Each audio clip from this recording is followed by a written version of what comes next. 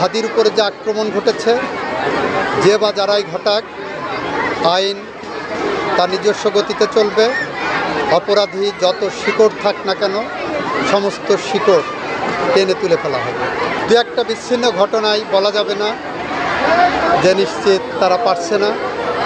নিশ্চয়ই এগুলো বিচ্ছিন্ন ঘটনা হিসেবে আমরা দেখছি এবং আমরা মনে করি সরকার এবং নির্বাচন কমিশন সর্বোচ্চভাবে আগামী নির্বাচন অনুষ্ঠান করার জন্য, শান্তিপূর্ণভাবে করার জন্য বদ্ধপরিকর এবং যত বাধার প্রাচীর আসুক নির্বাচন কমিশন তার নির্বাচনের দিকেই এগিয়ে যাবে।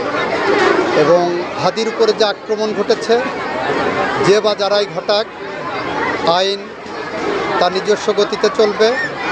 অপরাধী যত শিকড় থাক না কেন, সমস্ত শিকড় টেনে তুলে ফেলা হবে। নতুন এবং ফিরে আসা গ্রাহকদের জন্য নগদে চলছে ক্যাশব্যাক সহ প্রতিদিন হাজারো উপহার জেতার সুযোগ। হবে আশা আর ফেরা, সারপ্রাইজ সেরা।